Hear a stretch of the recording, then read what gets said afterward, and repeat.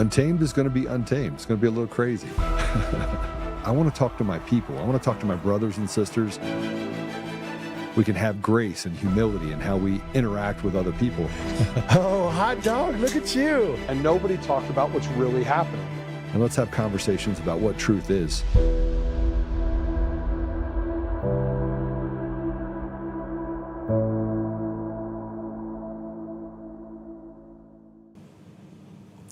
Hi, everyone. Welcome back. It's Patrick in the chair.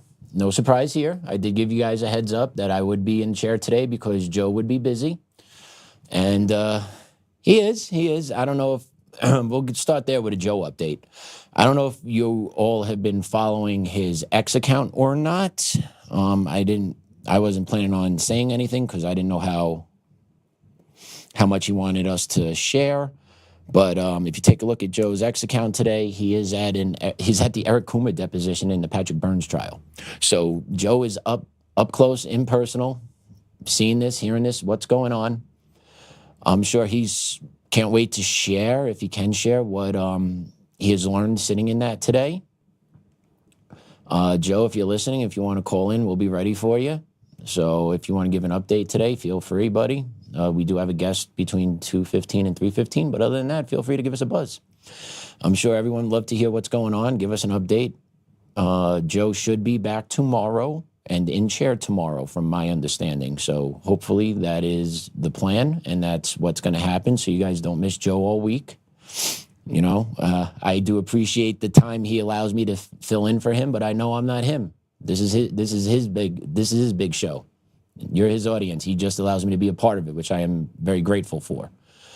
But that's where Joe is right now, so I just like to share. Being he shared it on X. If you guys haven't checked out his X account, I did drop it into the chat. Real funny, Jeff. I see you. If you were watching yesterday, dude, I told you I would be on. But yeah, just drop Joe a message on X. I'm sure he'll get back to you too. But that's what he is up to. So I can't wait to hear how that's going. It's going to be fascinating, I'll tell you that.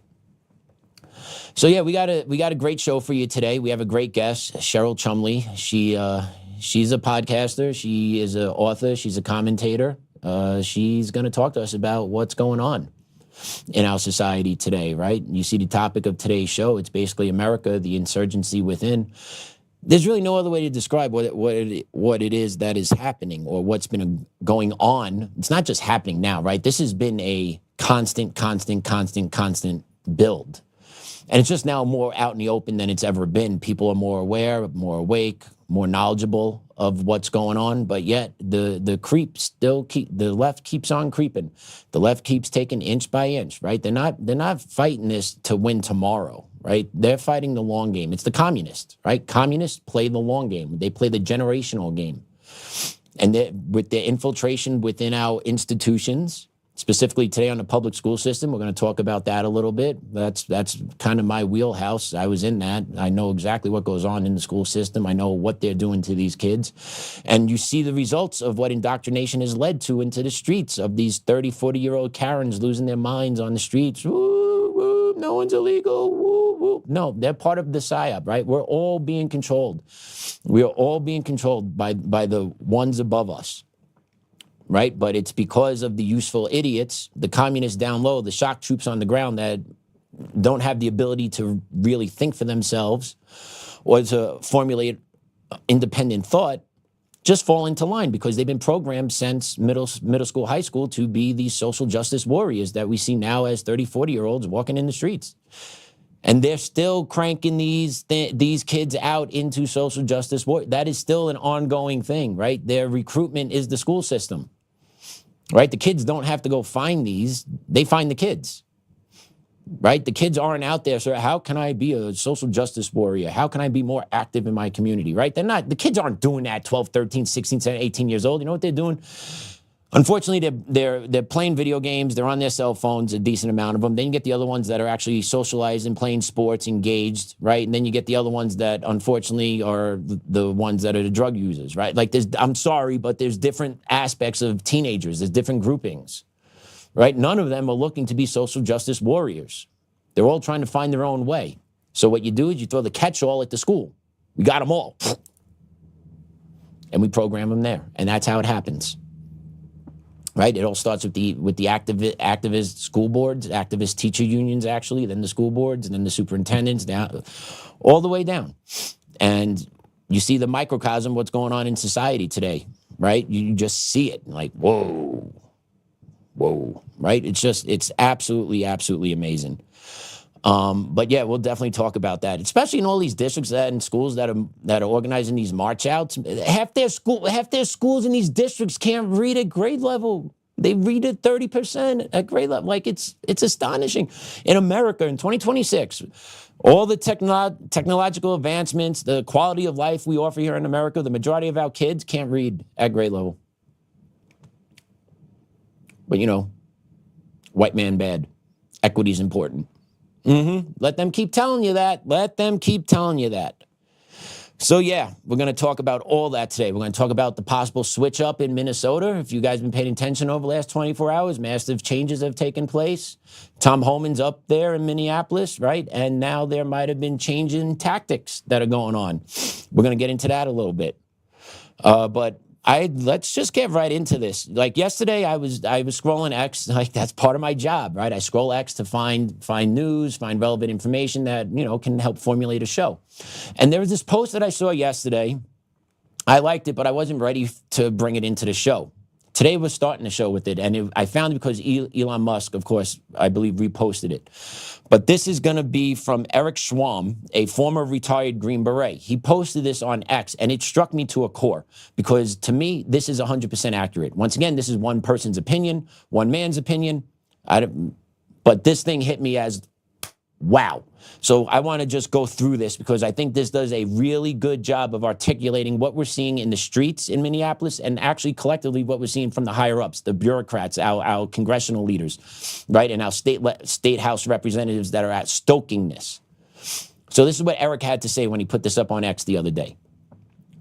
As a former Special Forces warrant officer with multiple rotations running counterinsurgency ops, both hunting insurgents and trying to separate them from sympathetic populations, I've seen organized resistance up close. From Anbar to Helmand, the pattern is familiar. Spotters, cutouts, dead drops for modern equivalents, disciplined comms, role specializations, and a willingness to absorb casualties while bleeding the stronger force slowly. What's unfolding in Minneapolis right now isn't protest. It's low-level insurgency infrastructure built by people who've clearly studied the playbook. Signal groups at 1,000-member cap per zone, dedicated roles, mobile chasers, plate checkers, logging vehicle data into shared databases, 24/7 dispatch nodes, vectoring assets, salute-style reporting, size, activity, location, unit, time, equipment, on suspected federal vehicles, daily chat rotations and time deletions to frustrate forensic recovery, vetting processes for new joiners, mutual aid from sympathetic locals, teachers providing cover, possible PD tip-offs on license plate lookups, home-based coordination points, rapid escalation from observation to physical obstruction or worse. This isn't spontaneous outrage. This is C2. Command and control with redundancy, OPSEC hygiene and task organization that would make an SF team sergeant nod in recognition. Replace ICE agents with occupying coalition forces, and the structure maps almost one-to-one to early stage urban cells we hunted in the mid-2000s. The most sobering part, it's domestic, funded, trained somewhere, and directed by people who live in the same country that they're trying to paralyze law enforcement in. When your own citizens build and operate this level of parallel intelligence and rapid response network against federal officers, complete with doxing, vehicle pursuits, and harassment that's already turned lethal, you're no longer dealing with civil disobedience. You're facing a distributed resistance that's learned the lessons of successful insurgencies. Stay below the kinetic threshold most of the time. Force overreaction when possible. Maintain popular support through narrative and never present a single center of gravity. I spent years training partner forces to dismantle exactly this kind of apparatus. Now pieces of it are standing up in American cities, enabled by elements of local government and civil society. That should keep every thinking American awake at night. Not because I want escalation, but because history shows these things don't de-escalate on their own once the infrastructure exists and the cadre believing they're winning the information war. We either recognize what we're actually looking at or we pretend it's still just activism until the structures harden and spread. Your call, America, but from where I sit, this isn't January 2026 politics anymore. It's phase one of something we've spent decades trying to keep off our own soil.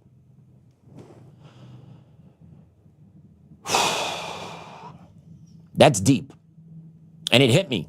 And it all makes sense. What you see on the streets in Minneapolis is not activism. It is far beyond that. What happened on Saturday is not activism. Okay, once again, unfortunate incident happened. Both sides are put in an unattainable situation. I'll say it once again. People are out there making irrational decisions on both sides because the stoke and the flames and the fire and the rhetoric and the behaviors are just off the charts, and no one has been the adult in the room to tell everyone to sit down, shut up, this is what we're doing. We have city and state officials demonizing ICE agents that are on the street that are there to remove criminal illegal elements in the community, period, point blank. That's what they're there for. Why are they there? Because they are not allowed to get these people when they're arrested in the jails because city and state jurisdictions do not cooperate with federal ICE for deportations. Why? Because they want to protect the criminal illegal aliens. It's the same story over and over and over again. But this post should really wake everyone up because it is an insurgency. It's not activism. They cause chaos on the streets to force an overreaction. And that's what happened on Saturday, right? There was mistakes made.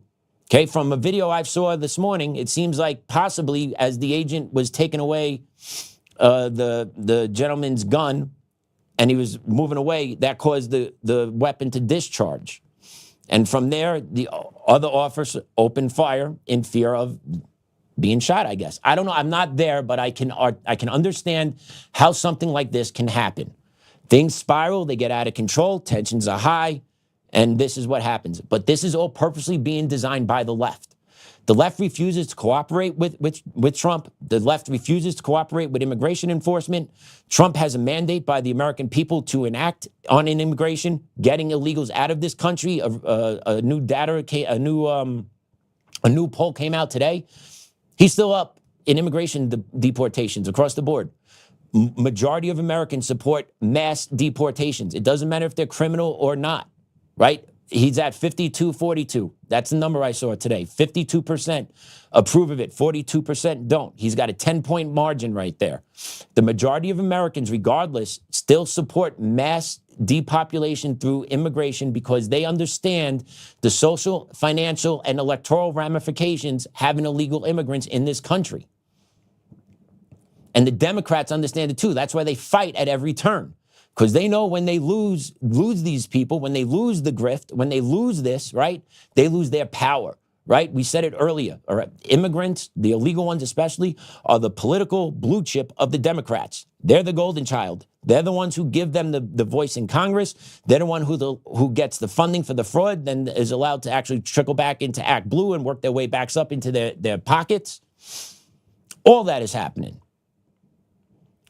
Also yesterday, President Trump made a switch. He is moving Tom Homan up to Minneapolis because according to Trump, him and Tampon Timmy Boy had a good conversation and things are possibly starting to take a change in Minnesota. All right, I'm going to play a clip for you. It seems that Minnesota State Police are now actively getting involved to arrest protesters and demonstrators that are hindering ICE operations or preventing ICE officers from actually getting some sleep at a hotel, because that's what happened last night. A2, please, Damon. You are now under arrest. Please sit down and wait for instruction.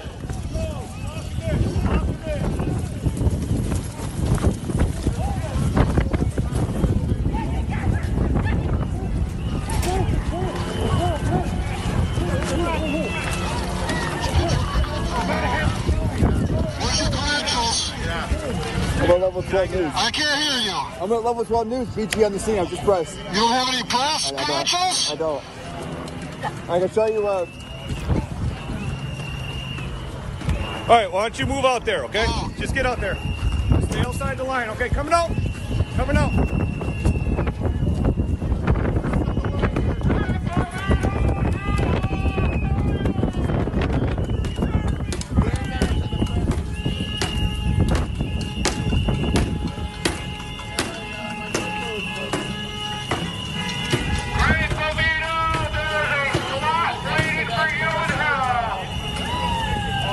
Open chair right next to Charlie Kirk and Dick Green. They have made multiple arrests. They got a couple of lights into the window. But you see that? You see that? That is actually Minnesota State PD rolling in, busting up, and actually making some arrests of protesters finally. And I wonder why that happened. Because there was a deal made apparently between Trump and Tampon Tim about how they're going to handle business in Minneapolis. And I'm just going to play this one clip, and then I want to bring our guest on. I know Cheryl's ready to join us. I'm just going to play this one clip. It's going to be A4 because Nick Sator went on Louder with Crowder this morning and said something a little eye-opening. Let's play A4, Damon. One of the stories that I've unfortunately been hearing this morning is that Border Patrol agents have now been given new orders not to, for example, if they were to run a license plate and it comes back as that person is an illegal that Border Patrol was forced to let into the country under Joe Biden, they are no longer allowed to arrest that person. And is this the even though first they know for a fact that's illegal? Is this new information that you're just bringing to light right now, that these new Yes. orders? Okay. And I don't want you to reveal your sources, but you have someone who you trust on this. You believe this is a matter of official, actual approach and policy now. This actually came from two separate Border Patrol agents on the ground in Minnesota. They're very, very frustrated. Obviously, they feel like one of them actually said that this feels like we just reverted to the Biden days. So yeah, it seems like there's been a deal struck between Trump and Minnesota where ICE will be allowed to take out the criminal illegal aliens, but other illegal aliens that are in Minnesota will be left alone. And I do have a friend that's up there in Minneapolis right now, and he basically confirmed that with me. I asked him this morning after I saw that report, I reached out to him and he says, it's literally changing every day, but I'm not with the field teams. I'm just doing response to the agitators. Last I heard was no consensual encounters only. Targeted individuals and only targeted illegals with criminal history are good to go. Collaterals will also be good to go, but incidentals, not so much. So my buddy's confirming that criminal illegal aliens are on the table to go. And now if you're an illegal alien with a criminal illegal alien, that illegal alien's good to go.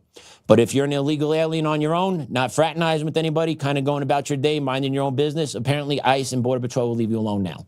So that apparently is the deal that was struck between Trump and Minnesota. So people need to be aware of that. Okay, the left just won. The left took another inch. And that's what they do, right? They don't care. They don't tone down it. They get what they want. And they take it inch by inch. The playbook is out now on how to get what they want from the Trump administration, which is mass chaos on the streets. You know, some people are going to have to die. Some border agents are going to lose a finger. Some may get assaulted. A couple of our useful idiots may get shot by Border Patrol. But this is the playbook now, because eventually we'll get them to stop. And we'll get to negotiate what the terms of deportations are. And that's what they just did. So let me get to our guest. I want to bring Cheryl on. She is an online opinion editor, commentary writer, and host of Bold and Blunt. I have a feeling I'm going to like her, at the Washington Times. She also produces it for the Real Life Network. She's a Newsmax television news contributor. She is an author of multiple nonfiction and fiction books, and she is also a registered private investigator in the state of Virginia. I wonder how she feels what's going on out there. So yeah, let's bring Cheryl on, and thanks for joining us. Hi, Cheryl. Thank you. Thank you for having me. Great to be with you. Thank you for joining, even though Joe just couldn't be here today with being in the middle of the Patrick Burns and Eric Coomer deal. So I'm sorry about that. Good to be with you, Pat. Same here. Thank you so much. So are you currently in Virginia right now? I am, yeah. It's my reaction is move, right? It took a blink of an eye for this governor and down in Richmond, all the Democrats to just go after gun rights, raise taxes.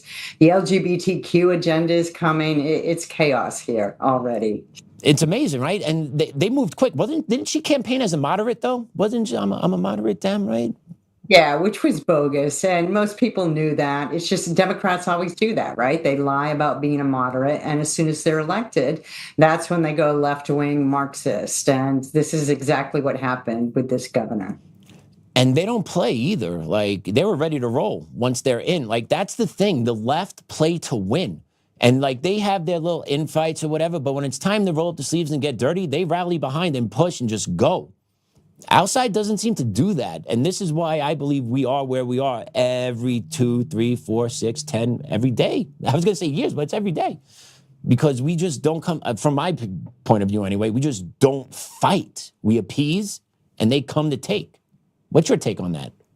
So, with the exception of this administration, I would agree wholeheartedly. Usually Republicans, they want to rise above, right? They want to argue the principle, and they think that they can persuade the other side into seeing the logic and sense and pro-America of their viewpoint. Well, the problem is the Democrats are just Marxists now, and they don't care.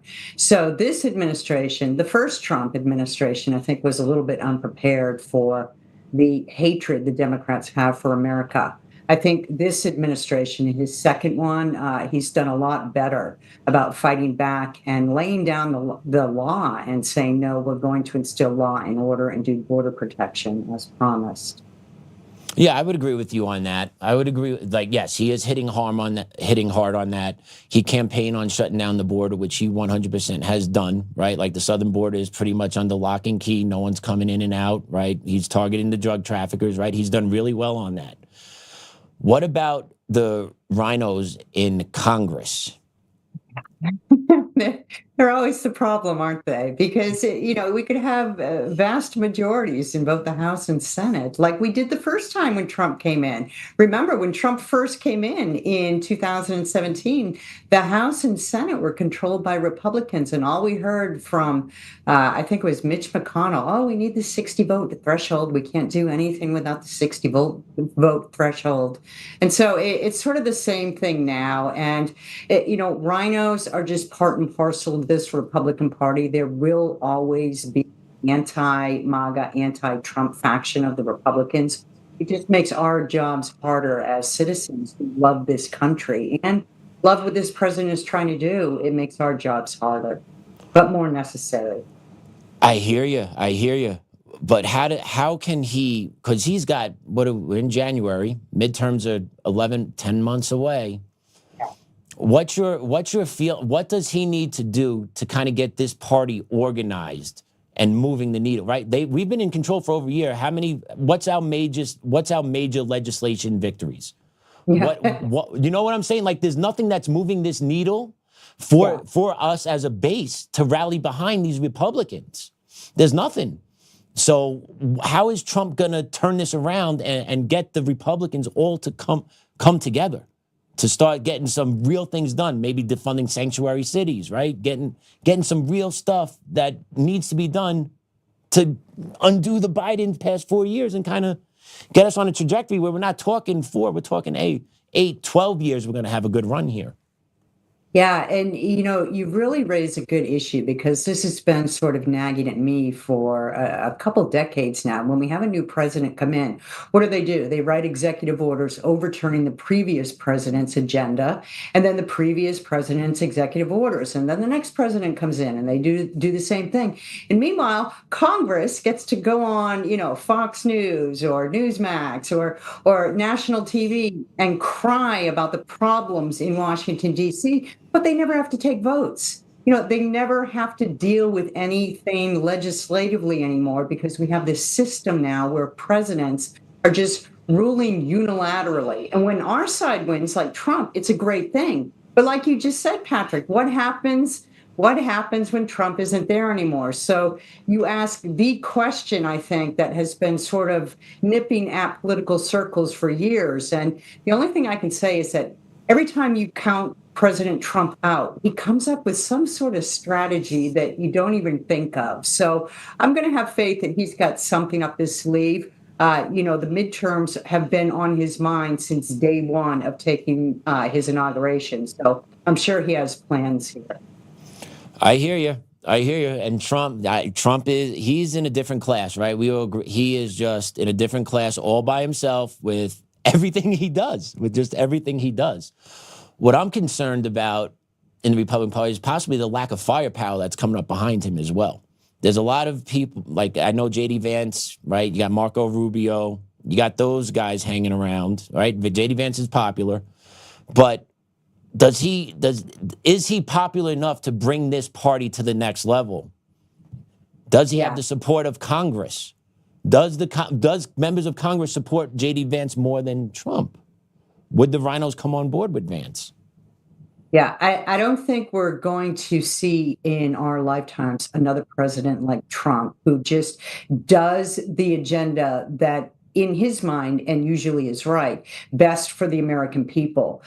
Republicans and Democrats and globalists and leftists, be danged.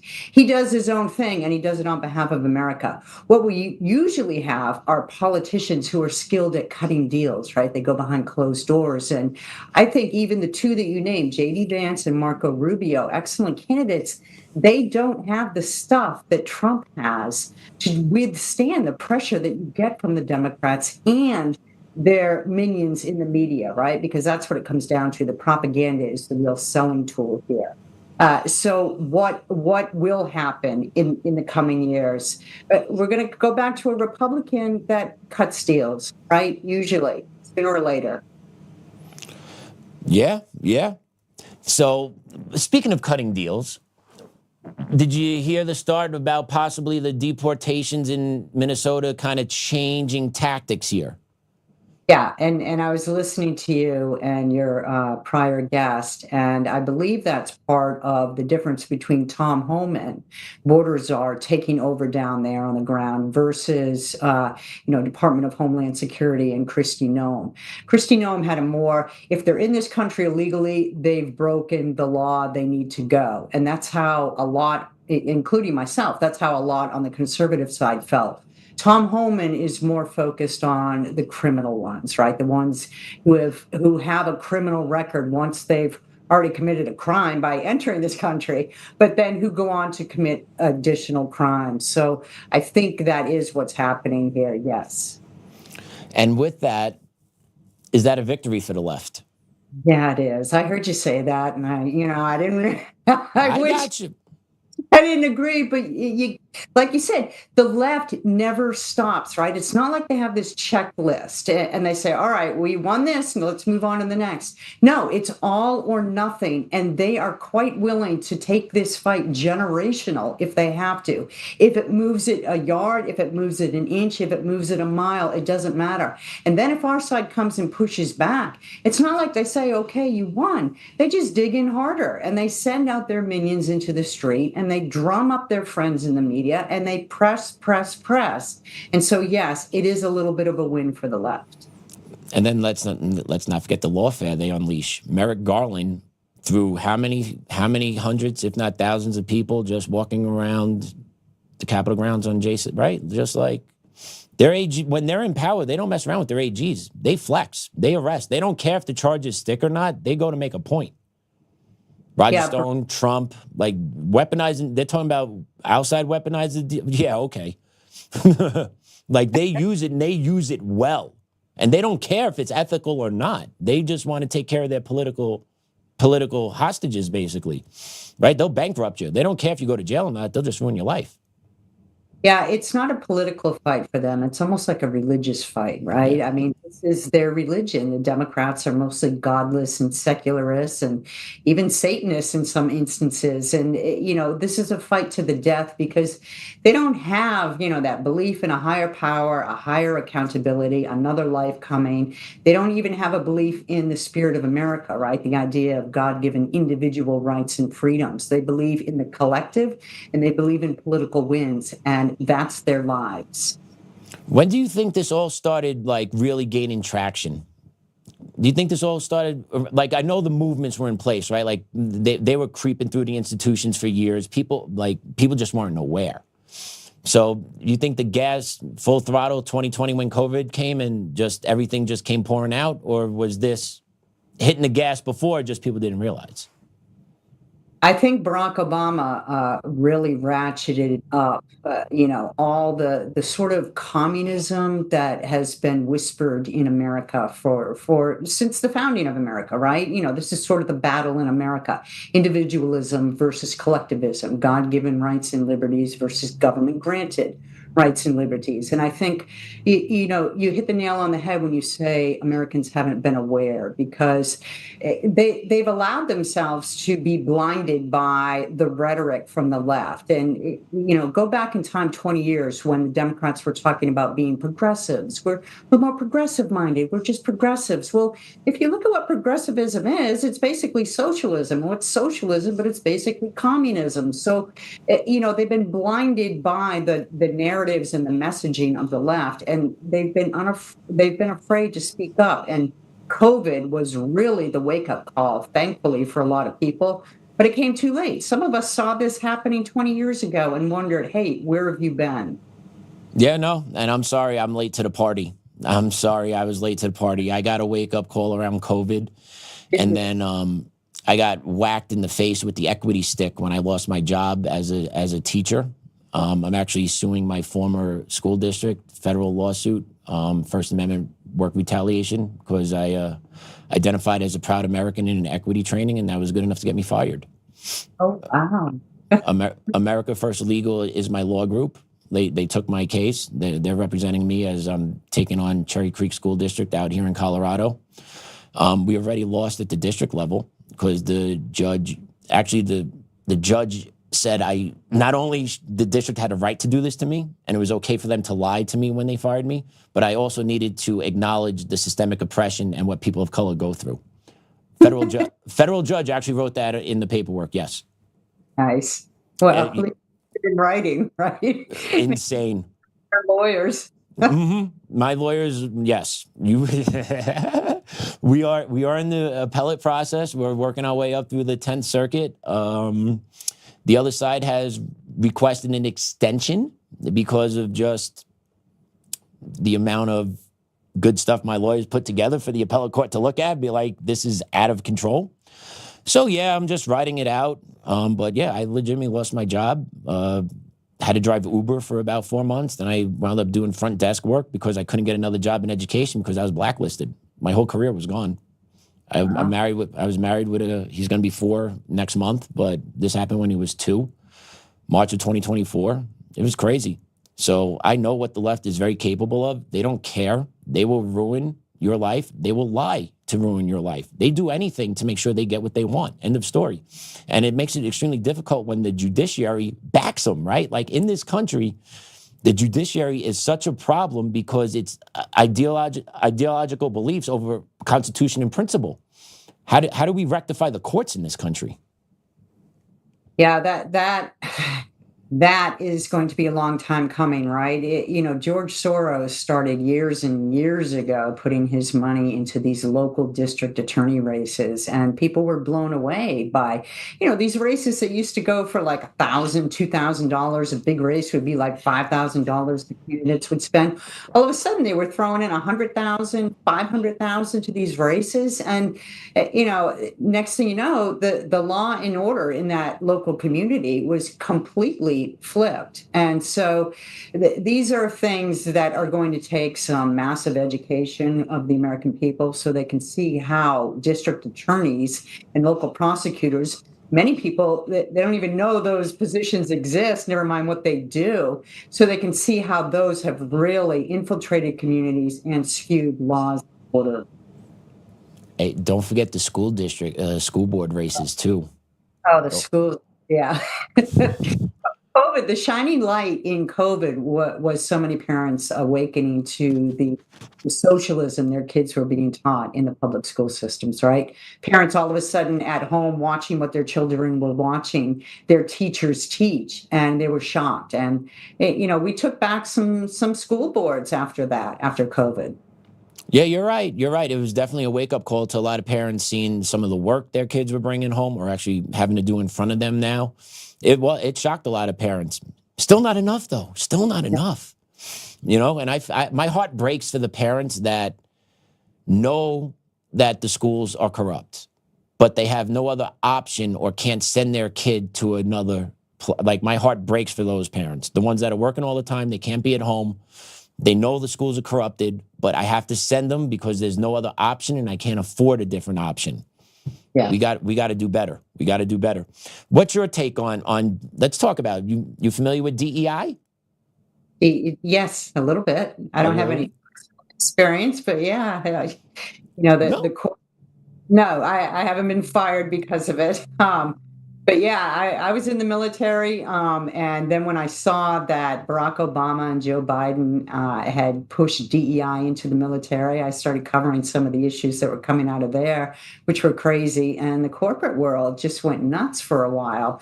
Thankfully, they're starting to come back a little bit. But, did you notice at Davos now, Klaus Schwab is gone, right, from World Economic Forum, but who's taking his place? Larry Fink of BlackRock, who is one of the biggest, gremlins, the biggest enemies of American freedom in the corporate world. He pushed DEI. So I don't think that issue is going away yet.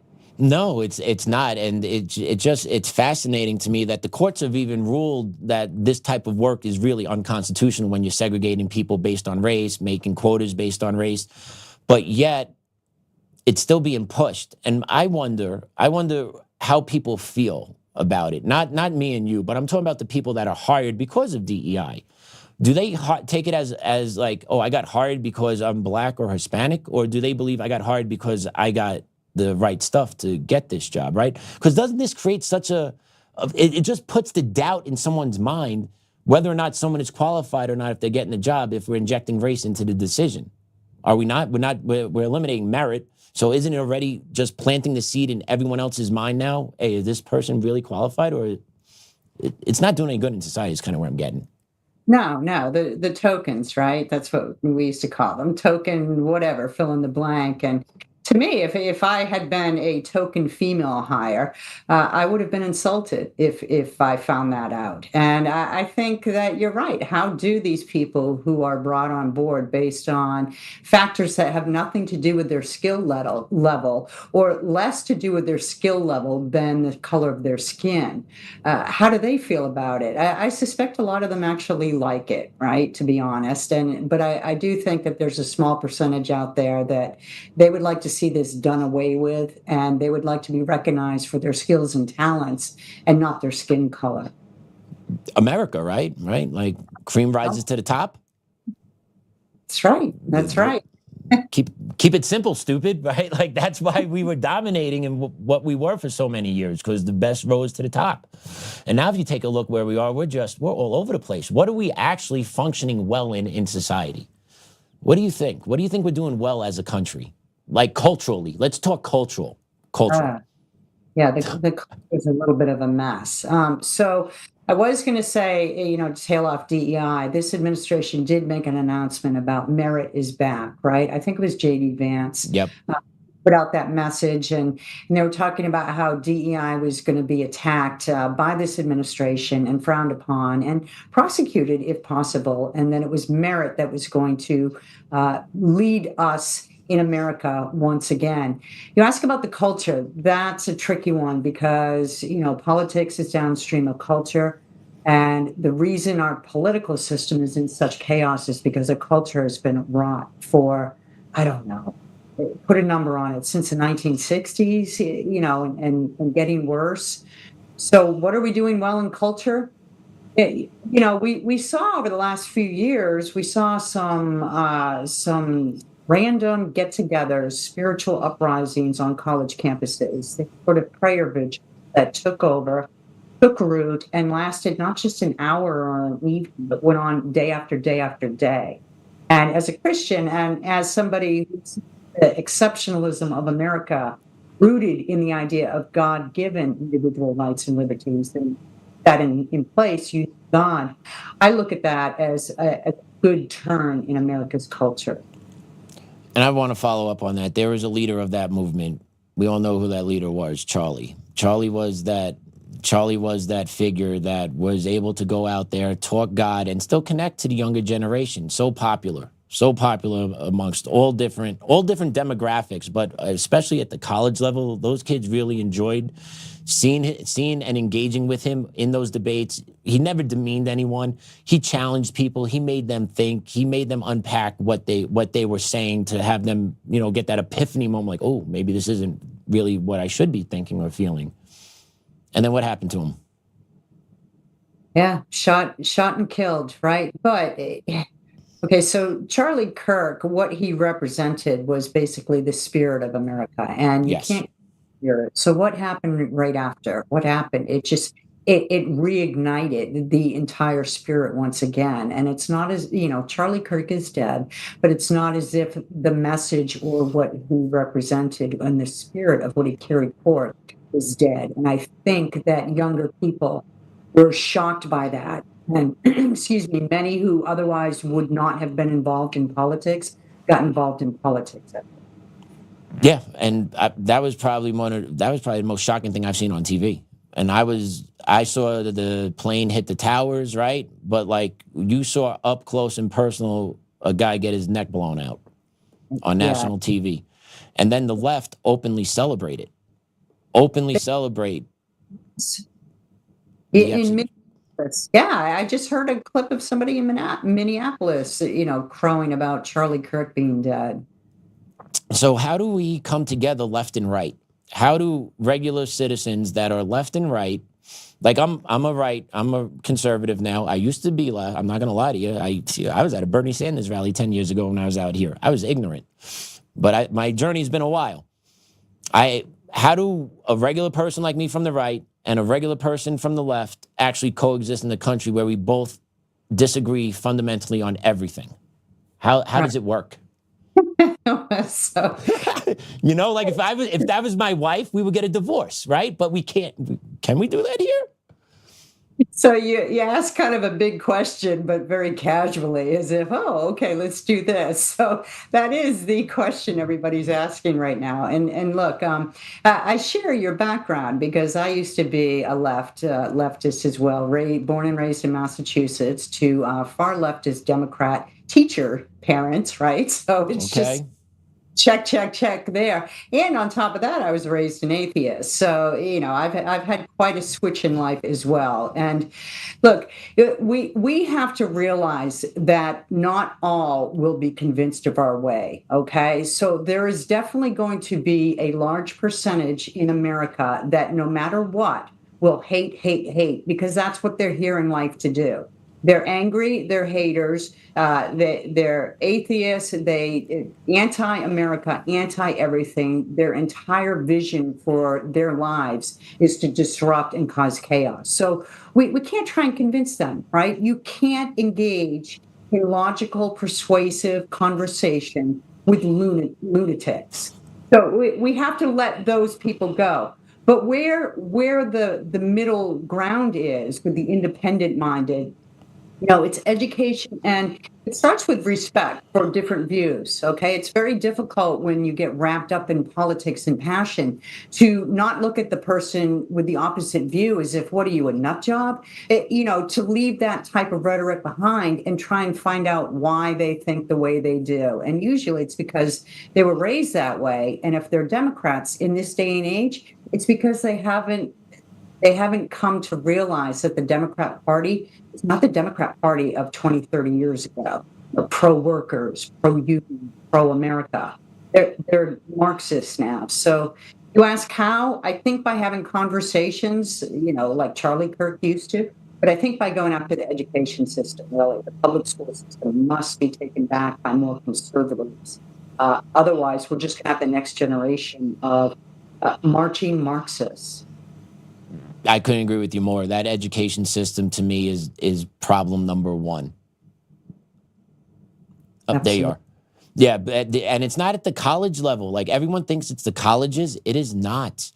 These kids are educated, indoctrinated, and primed at the middle and high school levels before they even get to college. They have experienced activism in their classrooms. They have experienced activism from their teachers.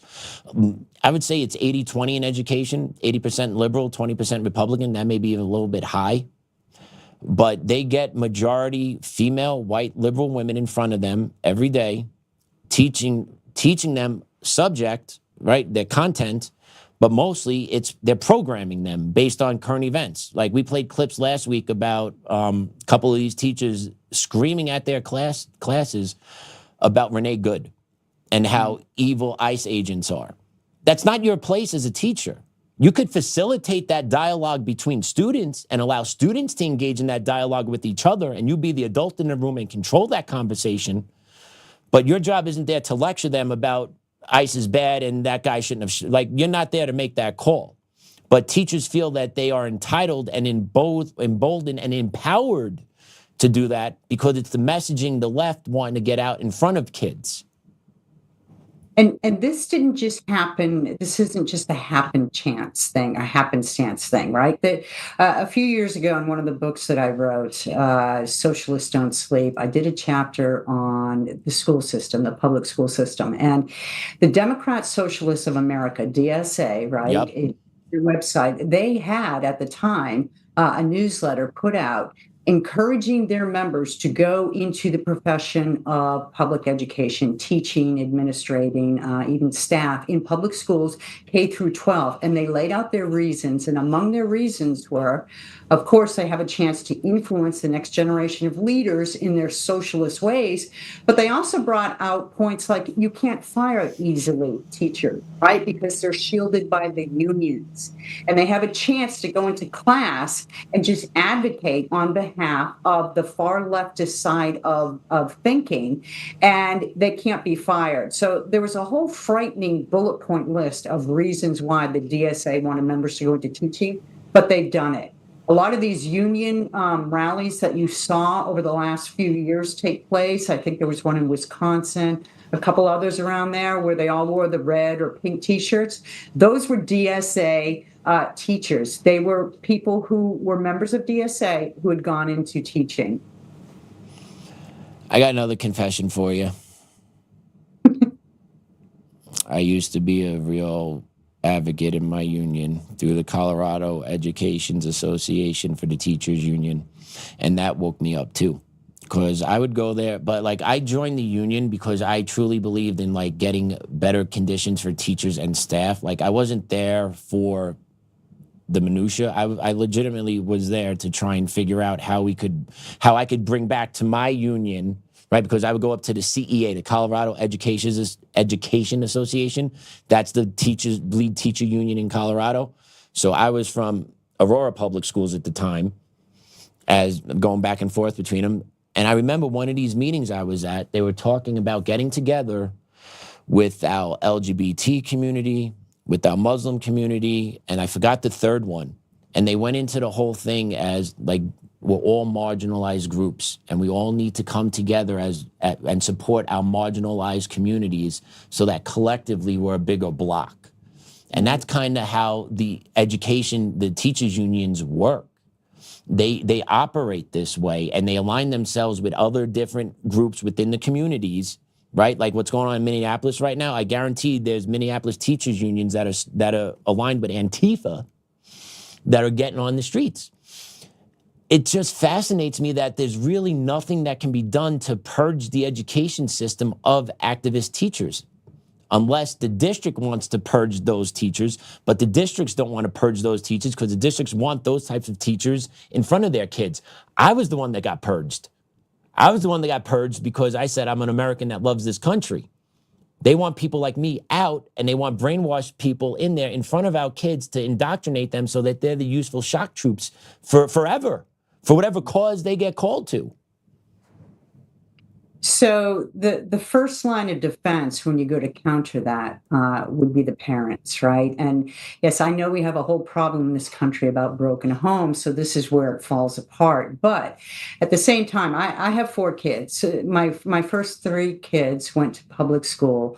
My fourth, when she was in 6th grade, I yanked her out and put her in private school affiliated with our church because she was afraid to use the bathroom. Barack Obama had issued through his education department an order saying that you had to open the bathrooms in public schools to both boys and girls so they could choose where to go. And she didn't want to use the bathroom. She was afraid a boy was going to be next to her. So that was the final straw. But my first 3 kids, when they were in public school, used the occasion, when they brought home their science book and it was filled with climate change, BS, and they brought home their comics and it talked about Marxism.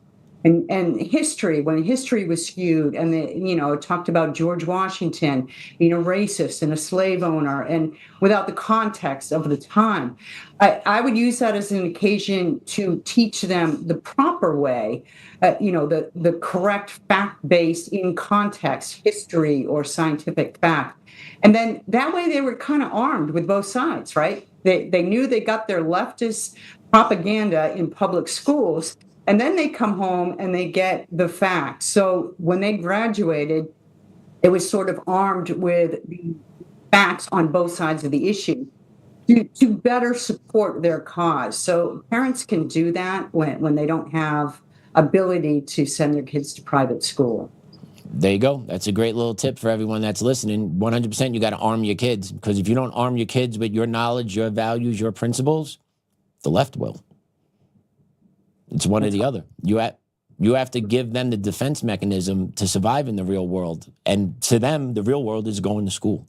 Like, that is absurd, but that's the reality of where we're at. The suit of armor we have to put around our kids is inside their heads every day before they walk out that door, excuse me, before they go into the school system, which is supposed to be there to teach them. It's absolutely amazing to see all this and just talk it out loud with you and just basically relive it, but like unpack it at the same time is just, it's infuriating to me, because I got ahead in life because of the education system. So I grew up in a single mom household on welfare in Queens, New York. I lived in a 3-room apartment. And statistically, I'm not supposed to really achieve. I'm not supposed to make anything of it. But I was able to make something of myself because of education, and I had teachers that helped me. It really bothers me to think back now that maybe some of I missed it, or they did indoctrinate me, but I survived the indoctrination. It makes me question what my teachers did to me when I was going through school, because I didn't pay attention to it so much as a middle school, high school kid. High school, thank God I went to a Catholic school. But in middle school, elementary school, it's hard to want to look back at some of the teachers that I believed had really a big impact on my life, but they were actually kind of guiding me a different path. It's a weird dynamic that I'm playing in my head right now, because one of my teachers, Ms. Greenbaum, that I'm thinking about. It's just weird to me that this has been going on for years, and I'm just so grateful I made it out, and I'm normal. to say the least. At least I think I'm normal. Don't ask anyone that knows me. But the education system needs to get blown up. Not blown up, sorry, wrong term. It needs a massive overhaul, because if you're taking away American values and the belief that America is good from teaching our young kids just that basic premise, right? Look what you get when you teach kids that society is systemically oppressive, regardless if you agree with it or not, which we know it's not. Right? They interject race in everything. Have you ever heard of affinity groups in schools? No. Oh boy. Okay. So affinity groups is leadership groups for kids in schools, but based on race. So you have Black groups, Hispanic groups, Asian groups, LGBT groups, you have Muslim groups, you have all different marginalized groups that are segregated out just solely based on race. And these kids are then allowed to meet and discuss maybe some microaggressions or racism that they are believing they are experiencing at the school level. So schools then put these, I see you, They basically prime these kids to be ready for, let's find racism, everyone's done wrong here, and that goes on in public school systems, that they actually segregate kids based on race in these groups called affinity groups. Wow. Yes. And at one point at my previous job, we had a black affinity group, and a student in that group was not considered black enough by some of the other students in there because he was of a mixed family. Mom and dad were not both black. And that created... I'm sorry, can you say that again? He gets his own group then, right? That's what they did. Then was created a multiracial group. Wow. It's crazy. Way to prime the next generation to destroy America, right? What happened that we go from the melting pot to just a little group for everyone, and then they all get pitted against each other by Democrats who exploit them for political wins. It's crazy. Yep. And have you heard Mamdani's? I think it's Mamdani's new phrase. We're not the melting pot, but we're the salad. Have you heard this one? No, I haven't heard that, but I'm not surprised. Yeah, with a chef salad, right? Like everyone in the salad, right? The lettuce is here looking all on its own. It's not mixed up with the dressing on it, right? It's all sectioned off. You got the cucumbers here, you got the carrots here. Everyone's got their own little pot, but we're not intermingled. Yeah, just taking away just what America was. That's what the left does. They attack our language and they use it against us at every turn. And that's what I believe caught a lot of Americans off guard, especially during the COVID with the blitz towards equity and systemic oppression, white racism, all that stuff, white guilt, all got thrown around, and people just got blitzed out of the gates. And people are like, I'm going back. Okay, this must be true. This must be true. And Barack Obama was one of the worst ones, because I'll never forget this quote: racism is in the DNA of America. I believe that is the one sentence from him that really summarizes what that man was about. He was the race baiter. He set it in motion. And for him to say that after he was elected by a majority white country is completely out of control. And he was never held accountable for that because the media sides with the left. Sorry. He wouldn't have won without the white vote. It was crazy. And yeah, you're absolutely right. Barack Obama really just, he brought the race hatred and race baiting in this country to an entirely new level. We're still dealing with it. Yeah. And if you see Michelle, she's out there doing the same stuff now. She just gave that you see the little snippet interview about, we should be mindful about the clothes we have in our closets, as she's wearing a $1,200 skirt. That I saw. It's all grift and fraud. And I just do people not have conscience that perpetuate, like, do they not have conscience? Do you really think are they just like nothing back there? Yeah. So the way I look at it, when I look at what the Democrat Party has become, they're godless. They don't have that moral compass that should be, in all of humanity. I think they're just in it for the political wins. And they don't have the fear of accountability of another lifetime or anything like that. So, yeah, I don't think that they have that moral compass, that sort of grounding in morality. It's amazing. And yet these are the people the ones that are on the streets that have no thought process look to, right? It's amazing. It's amazing. And what about the media? Where's the media going in all this? Yeah, see, that's a huge one for me, because I've seen it for 30 years now from the inside. I came up from small town newspaper and radio reporting, and I've been working with people in the media who they think nothing of going after conservatives. They think it's part and parcel of their, job as a journalist, and they think nothing of defending Democrats. They think they're doing the good work of America and of the First Amendment. And the media now is really, as Donald Trump has said, it has become an enemy of the people. It really is going from basic journalism or even opinionated journalism to attack journalism with select targets. And those targets are almost always conservatives, MAGA types, pro-America patriots. Yeah, they did the long march through the media too. What they did in the school system, they did in the media. Did they not? They control it, don't they? The left.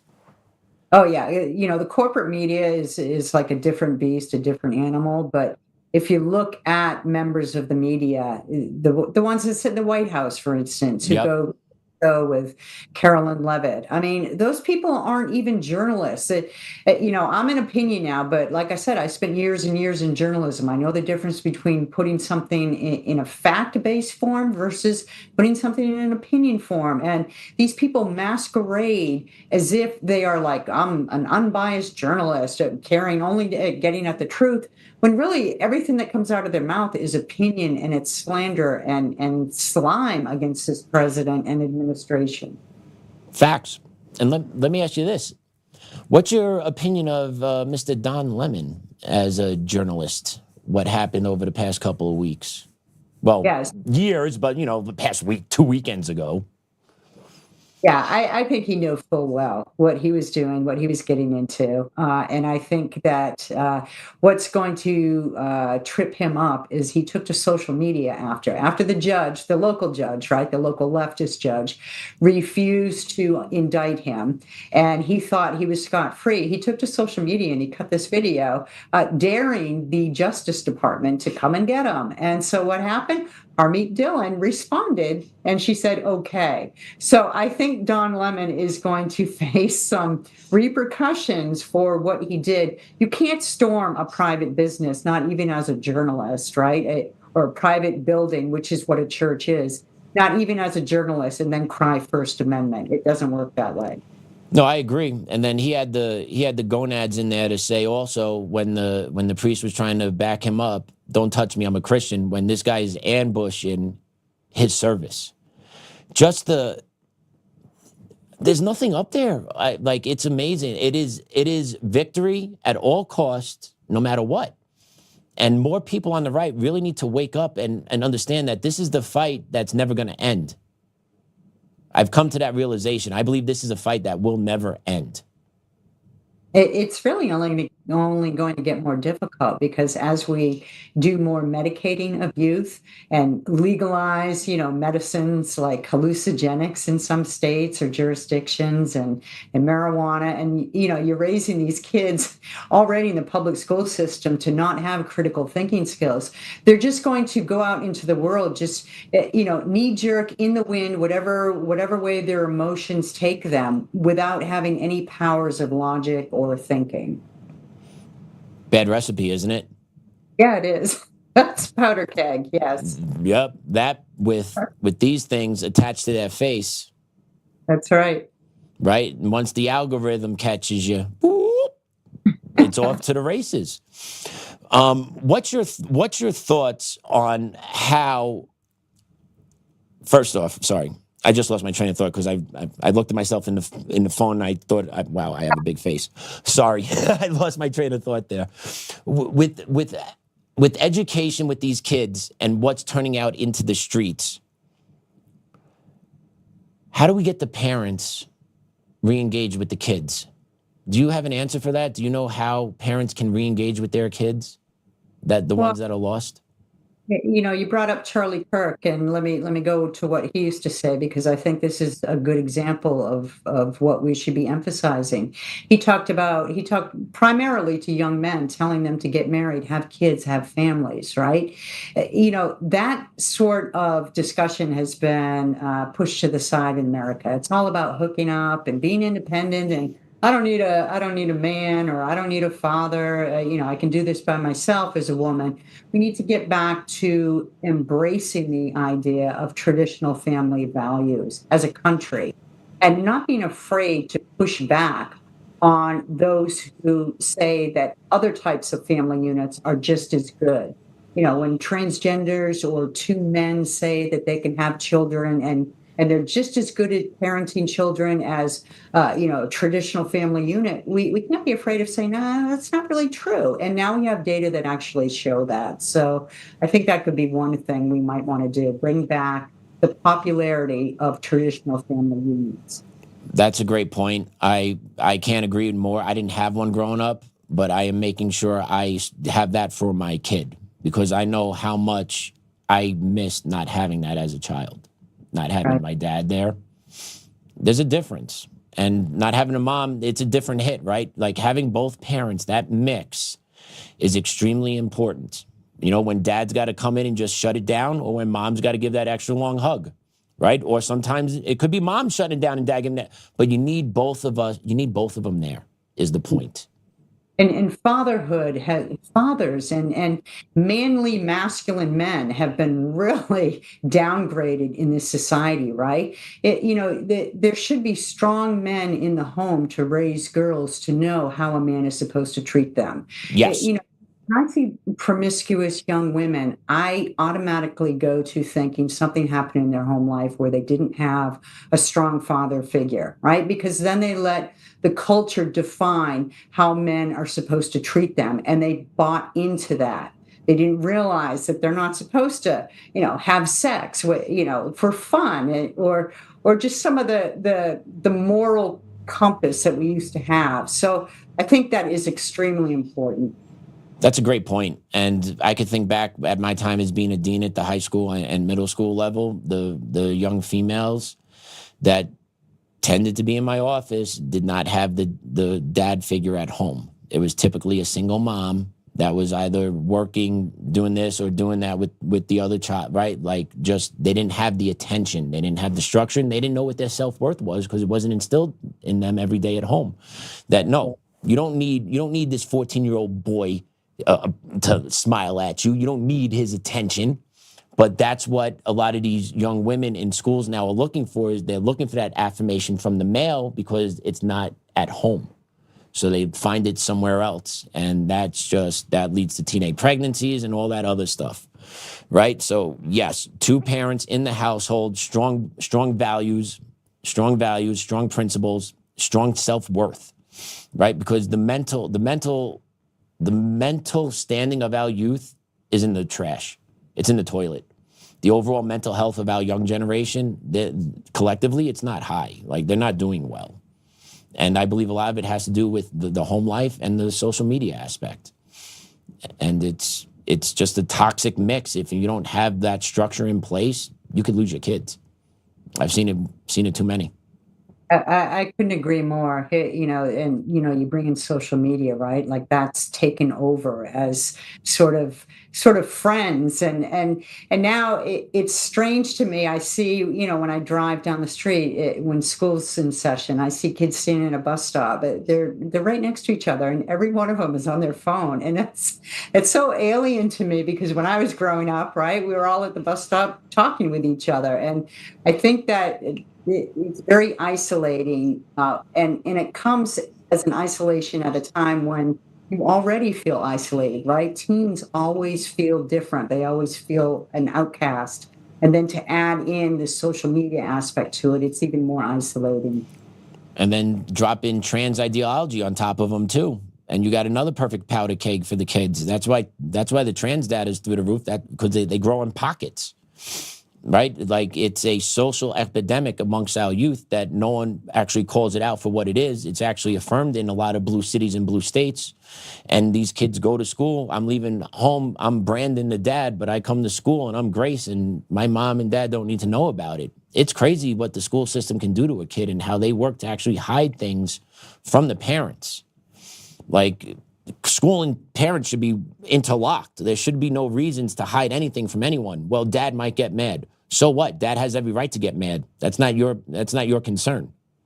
Dad can be frustrated with being informed about the behavior, or that his kid's going into a girl's room and he's a boy. Yeah, the normal dad should be pissed if he doesn't know that's going on and then gets a phone call, right?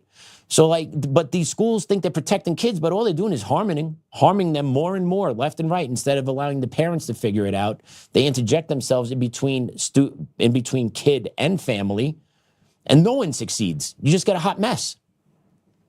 Yeah, it's very difficult if you're a parent and you have a child in a public school system right now, because it used to be you could trust the teachers. You could trust that when your child was in school, that the teachers were generally there to protect and educate your child. And now it just seems like you have to worry about what type of propaganda are they being fed, and you have to be on your guard at all times. Yeah, it's got to be exhausting. I'm not there yet. My kid's 4. And the problem is I actually live in the district we're suing. Like, it's a hot mess. Like, there is no way I want to send him to that district because he'll have a target on his back.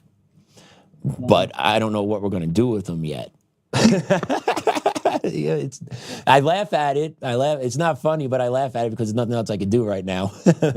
My wife and I.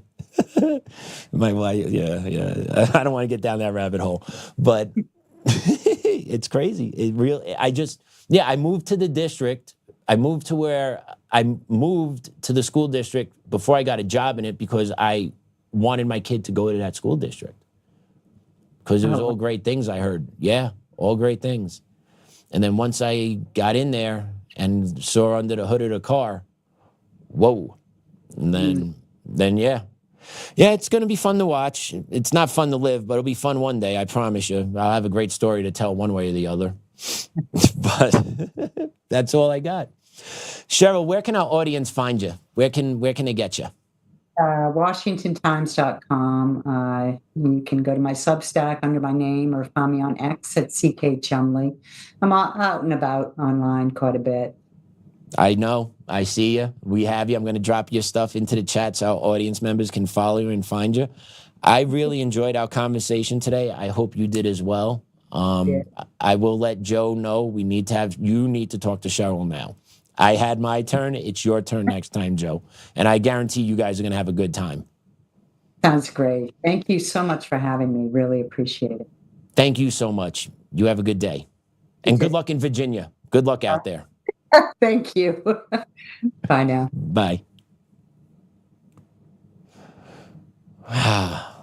Cheryl is a rock star. You guys got to check her out. I will be getting her links into the chat. I dropped her Washington Times into the chat. I'm getting to her X account now. I'm going to move it in there for you.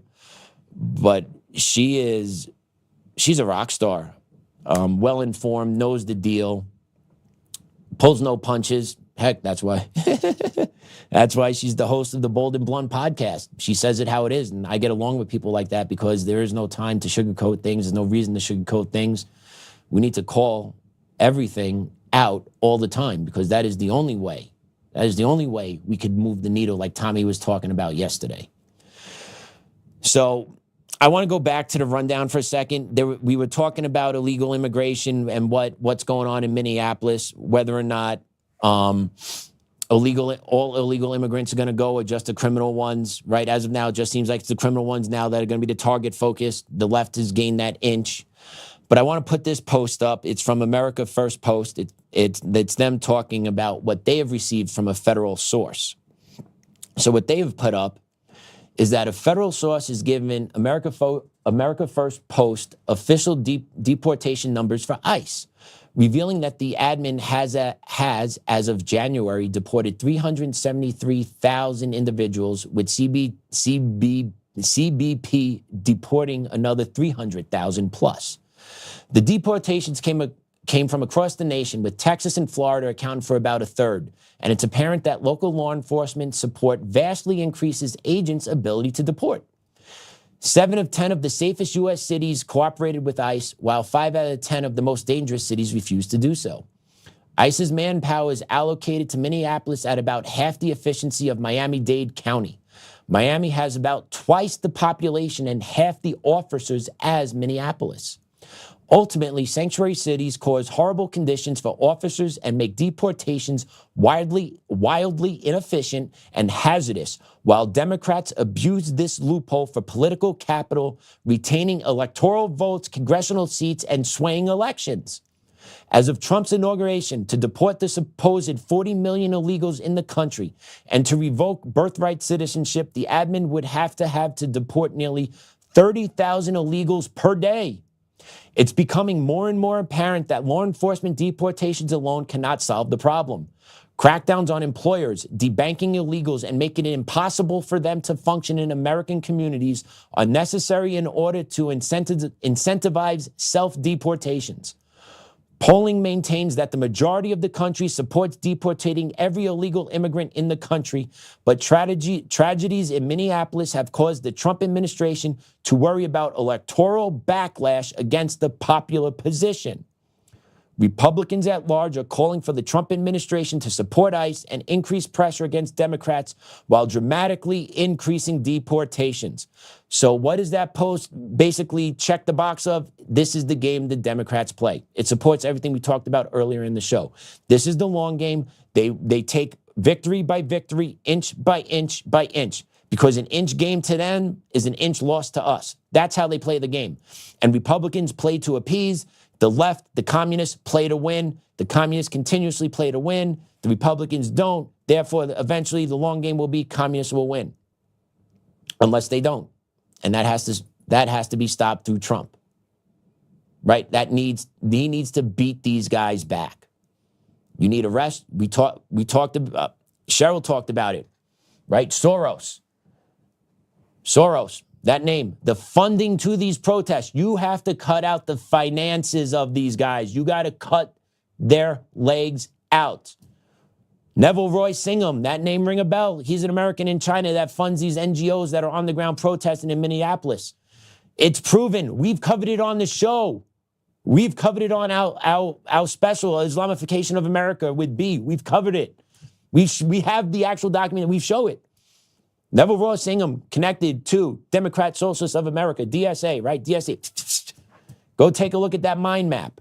It's all there. Excuse me.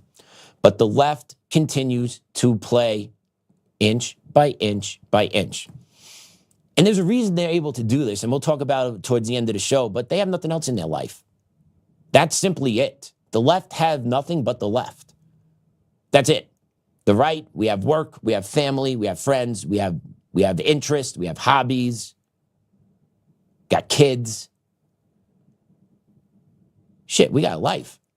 That's what it comes down to. People on the right have a life. People on the left really don't. And that's why they do what they do. Because it's a religion to them. That's all they have. That is all they have. And that's why we see what we see. And we're going to get into the hijacking and brainwashing of our children.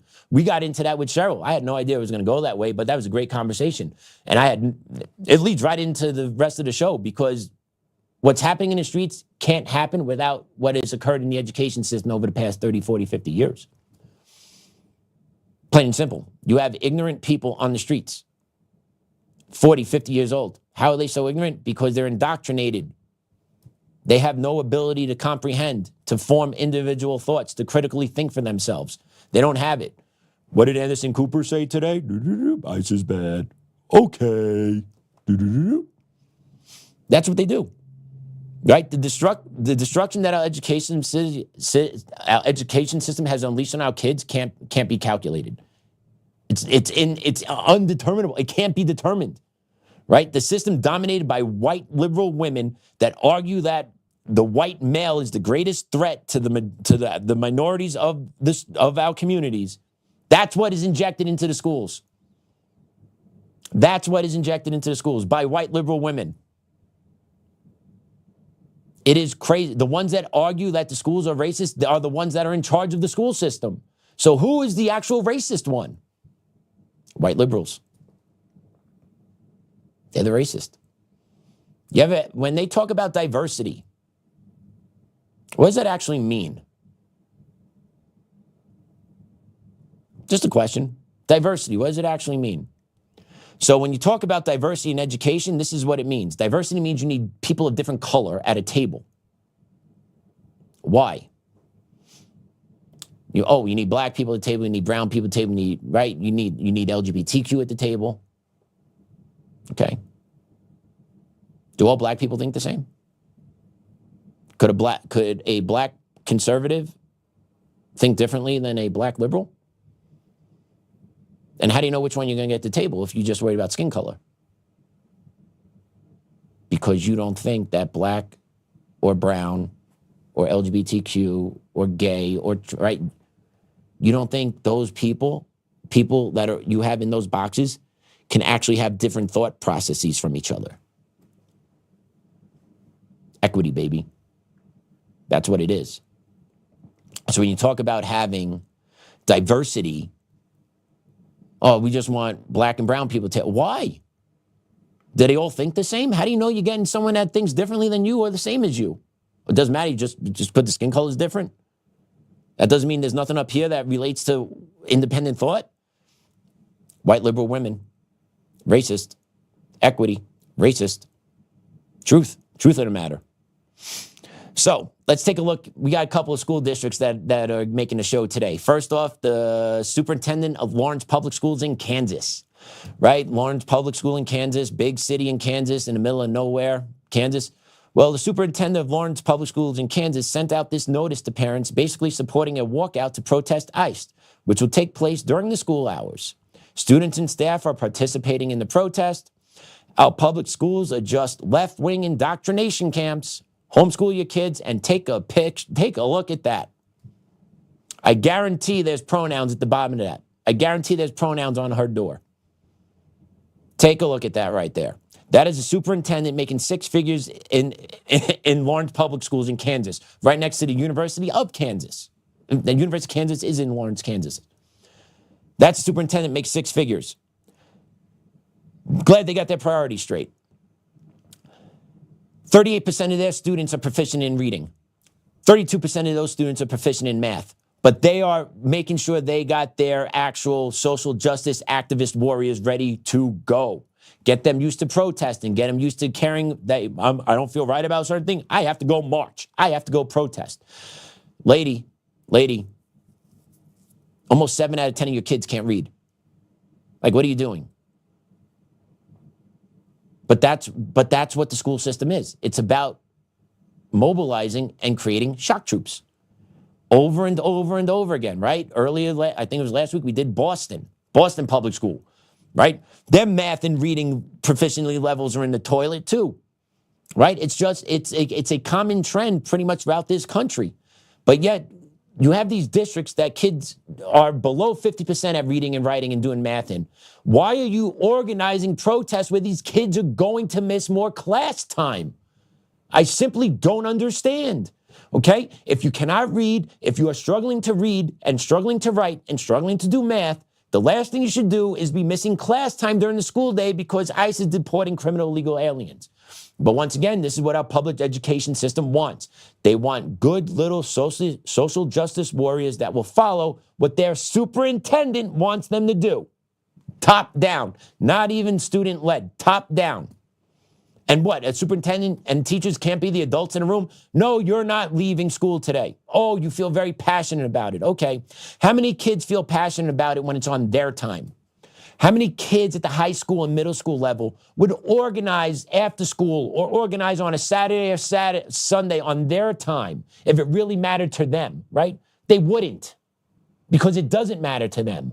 It matters to them because it's during the school day and I don't have to sit in class for a half hour. That's why it matters. That's why it matters to teachers too. Teachers are like, hell yeah, I'll miss class half hour, 45 minutes. Yeah, I'll go supervise that march over there. Why? Because I don't have to be in class right now. That is the mentality of the teachers. I am saying the quiet part out loud. I dare any former coworker of mine tell me that's not true. I dare you. Anyone that's worked with me, I know. Give me a break. I know. Okay, every teacher knows.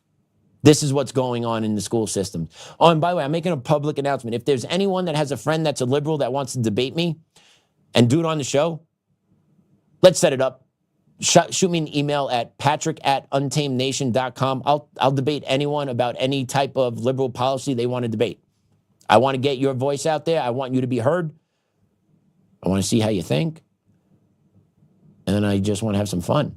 Because to me, that sounds like a lot of fun. So if you have any friends that are interested in talking with me and doing like, 10, 15 minute little segment on a topic, let them know. Shoot me an email. I'm all ears. Love to chat. Love to get them on air. They can come in studio if they're local in Colorado. I am very friendly.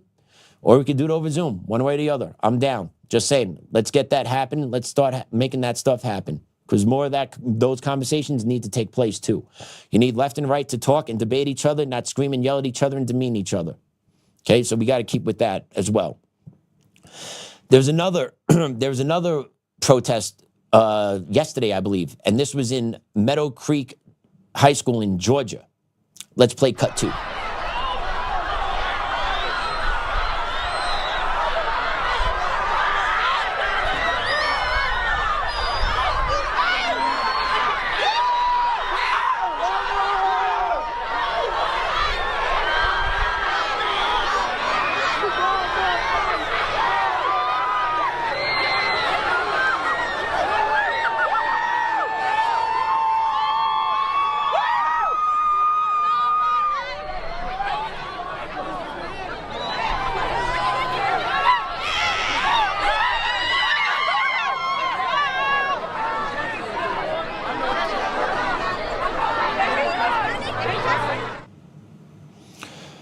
So yeah, that's Meadow Creek High School in Georgia. Meadow Creek High School is part of the Gwinnett County Public School System.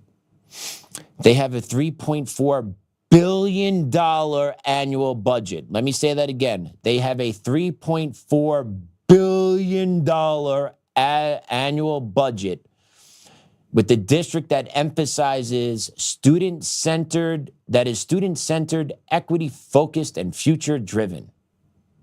Well, you want to know how far they're getting into the future? Here we go. Reading proficiency at grade level. Ready for this one? This is the lowest one yet to be reported here on the show. They're at 20%. Math proficiency also at 20%. The Georgia average proficiency for reading at the high school level is 40%. The math average is 39%. Not great numbers, but almost double what Meadow Creek is pumping out there. But yet they got time to go do that. So you tell me what's important to those administrators of that community. Why are those administrators, superintendents, APs, principals, district coordinators, whatever, equity people, whoever you want to call it, why are they pulling down six-figure racks when 8 out of 10 of their kids can't read? How is that future driven? What does that future look like? Working at McDonald's? No, robots will be doing that job. What does that future look like for those kids? Living on the government dime, doing whatever the government tells them to do because they don't have the skill set or won't have the skill set to be a functioning member of society because the 8 out of 10 can't read or do math. Sorry, that's the hard truth. That's the hard truth. The education system is a complete wreck. It is hijacked by left-wing propagandist communists that think they can do whatever they want to do to our children, and we're fine with it because they are producing the next wave of useful idiots that have no critical thinking skills. That is what they're doing, all while collecting 6 and 7 figures yearly as a yearly salary. Superintendent, 6 figures, probably 7 figures when you include bonus packages. Probably some for the top up throughout any district position, you name it. Anyone working in a district office in a major school district throughout this country is pulling down 6 to 7 figures. That's with pay and benefits package. And yet you have the 13-year-old kid that can't read or write. The grift is real. The grift is real. The equity nonsense in the education system is real. And we are seeing the results of this on the daily basis. Hit the fast forward button by another 10 to 15 years. Hit the fast forward button by another 5 when this generation's coming out. Okay? It's a real problem, and no one's doing anything to address it at the secondary level. Everyone thinks the problem's at the college. Nope. The problem is not at the college. The problems start before the college. Colleges help it. Don't get me wrong. The colleges definitely speed up the process. But those kids are ready by the time they get to college because they get years of what you just saw. And then check out this website. It's called the Roadmap to Political Revolution. What's interesting about this is that you have the head of the NEA, the National Education Association, president on this. Her name is Becky Pringle, and she's featured on it. I believe she's the second or third one in on that picture. She is the president of the National Educators Association, and she is featured in the Roadmap to Revolution, promoting mass disruption. So what is this group looking to do? Take a look here, right underneath there, right, about this event. Disrupt. We need mass disruption to stop authoritarian consolidation. Clear house. We can resoundingly defeat the billionaire establishment on both parties in this year's elections. Unrig. Rebel against the billionaire-run two-party system and for a real democracy that delivers for working people. These are communists. These are activist communists that are in charge of our education system. Why is someone in charge, the president of the National Education, why is she involved in this? I'd love to see her on a literacy board or math board, something education-based. But no, it is the constant hammering, activism. And it's destroying our kids. It's destroying our education. If you have the ability to homeschool, I strongly encourage you to do that. If you have the ability to send yours to a private or Catholic school, I strongly encourage you to do that, because the public school system will not get any better. What really needs to happen is President Trump really needs to pull funding to the public school system that is promoting this type of garbage. You have communist Marxists promoting equity, DEI, all this nonsense that is basically unconstitutional and illegal. Pull their funding. Enough of this. Pull blue city, blue states funding. You can't get federal funds if you disobey federal order. Like, I thought that was a long-established principle. I guess not. Only when we're in charge. It's only when we're in charge stuff like this happens.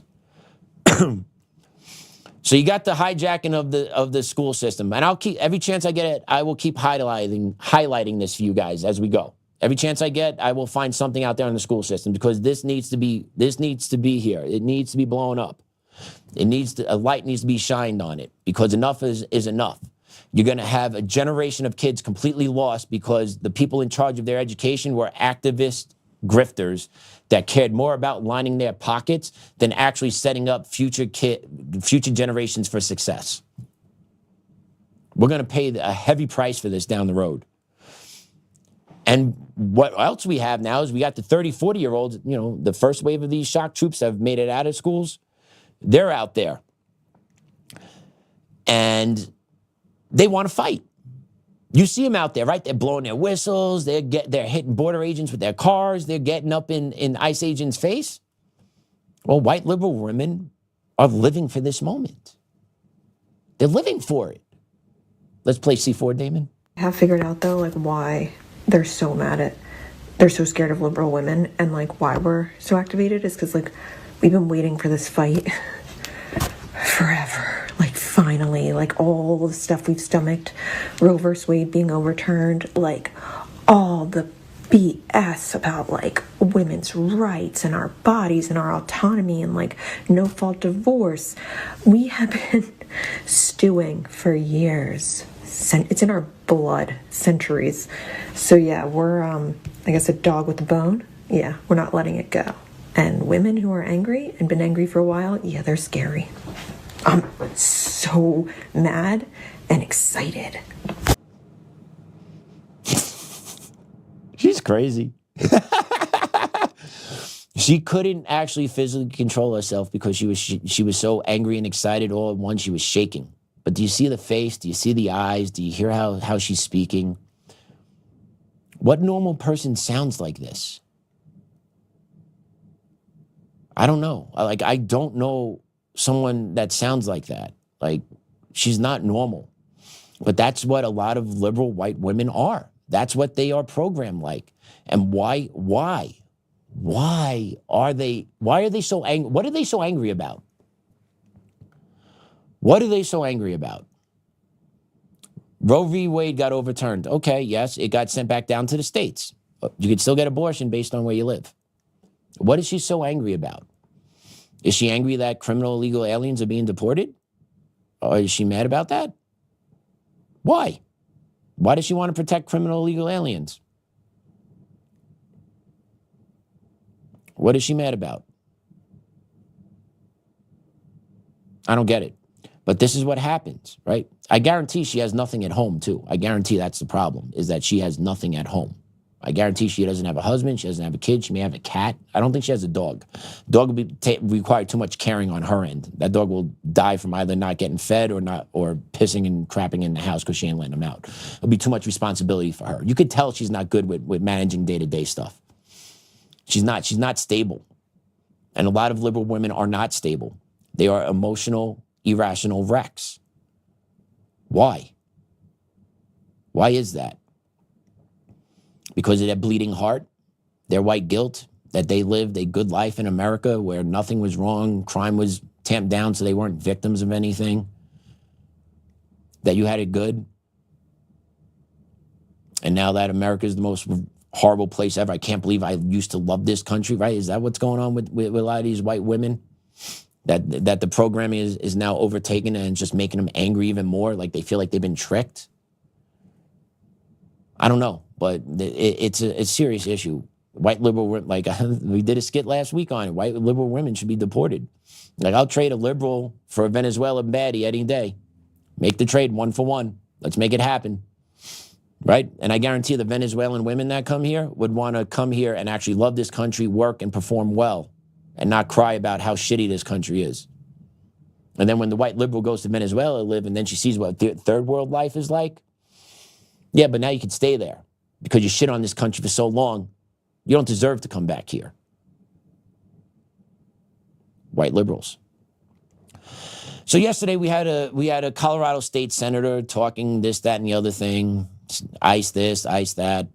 Well, we got another one today, but this one's a Colorado state rep. Her name is Yara Zoki, and she represents House District 52, which covers southern Fort Collins. Who would have thought up there? Let's listen to her. C5. Fascist thugs do not get to fall back into working for our law enforcement after we abolish ICE, which ultimately is what we have to do, because there is no reforming this. And so I ask you to take care of each other, to stand with us as we continue to push forward rights and resources for our community members. Know your rights. Know that an ICE agent cannot enter your home without a judicial warrant, which is a warrant signed by a judge.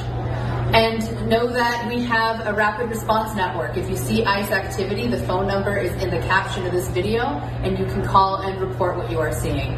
Thanks, everybody. Stay safe. So there you go. Antifa, communist, in the state house here at Colorado. Okay, but did you hear some of that? She was talking about the Colorado rapid response, right? So Colorado has a program just like Minneapolis does. Wake up, Colorado. So when ICE starts doing enforcement out here again, are we going to see the same thing? Are we going to see what we saw in Minneapolis out here in Colorado? I guarantee it. I guarantee it. She's also given false legal advice. Border Patrol agents can enter homes if the illegal immigrant has final orders of deportation signed off by a judge. So you might want to get fact-checked there, Yara. Okay, they do not need a federal warrant to go get a illegal immigrant who has a final order of deportation signed off on already. See, that illegal immigrant should have left. When that final order was signed off on by a judge, they should have left.